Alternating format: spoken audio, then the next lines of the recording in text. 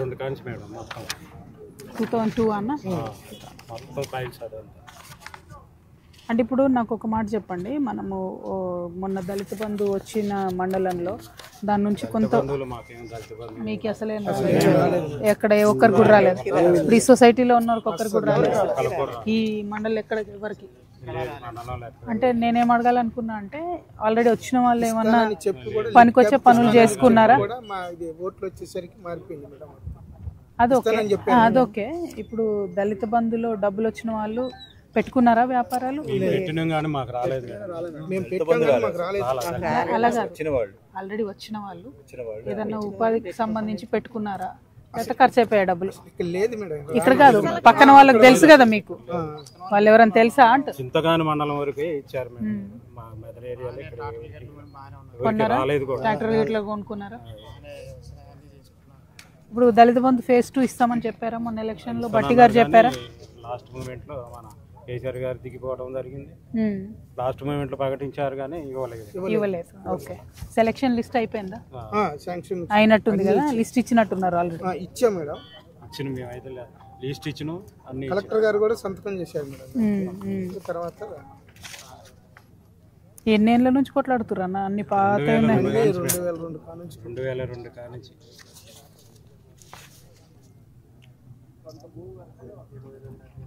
వరుస నిరాహార దీక్షలు కూడా చేశారు. 28 రోజులు నిరాహార దీక్ష ఇచ్చి 2 రోజులు మరి ఆమె నిరాహార దీక్ష.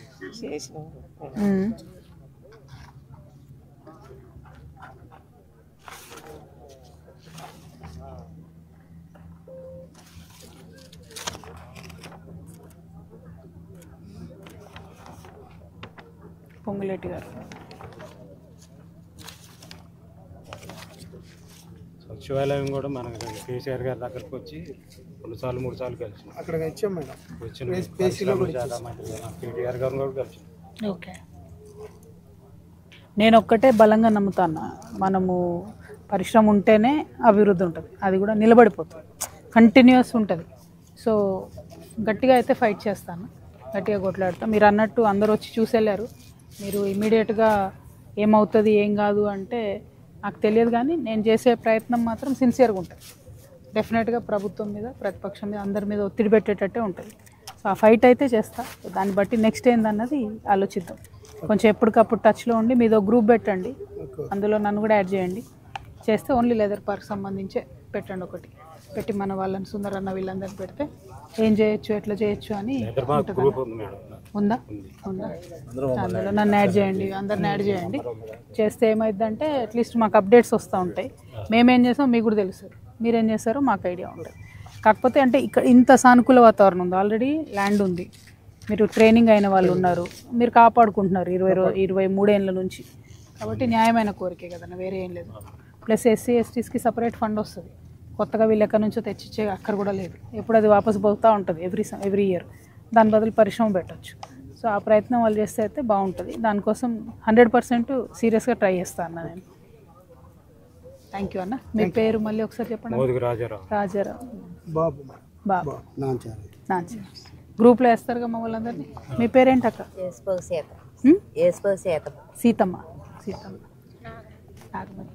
మీరు? చిట్టమ్మ. అందరికన్నా మీ పేరు బాగుంది, చిట్టమ్మ. ఎంత వయసు ఉంటుంది మీకు?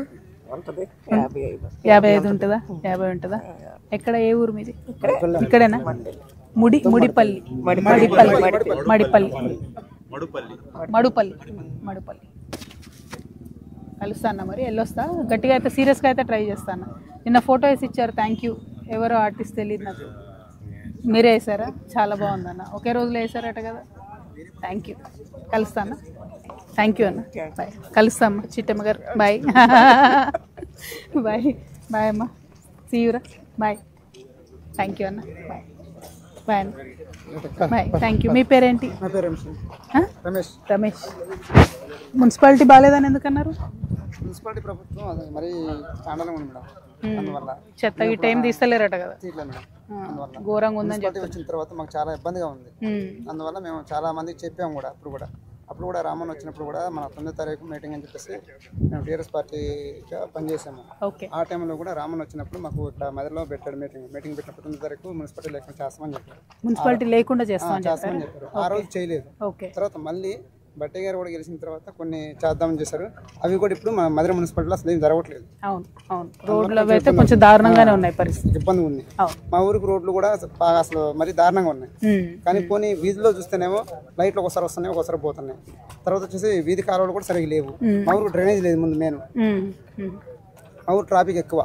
ఇప్పుడు మిమ్మల్ని అందరిని ఇల్లు కలిపారు కదా, ట్యాక్స్ పెరిగిందా మీకు ఊర్లో? పెరిగింది కదా మేడం. పెరిగిందా? కడుతున్నారు అసలు ట్యాక్స్లు? ఇంటి పన్ను కట్టపని పంపిల్లు కట్టపని పంపు కట్ చేస్తున్నారు. ఇంటి పన్ను ఇది అంటున్నారు. అసలు పంపు వస్తుందా అని? వస్తుంది, పంపు వస్తుంది. కేసీఆర్ గారు వేసిన పంపులే వస్తుంది. అంతే కదా, కొత్త ఏం రావట్లేదు.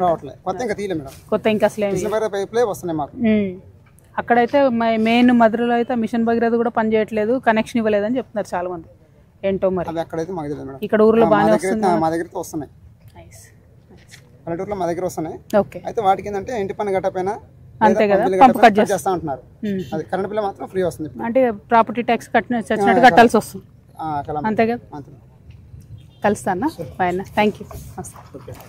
బాయ్. రమేష్ అన్న, thank you. Thank you. Hello, thank you. Thank you. Thank you. ముందుకు వచ్చే బ్రదర్. Thank you. సుందర్ భాయ్ ఆజా. నెక్స్ట్ ఎక్కడికి వెళ్తున్నాం మనం?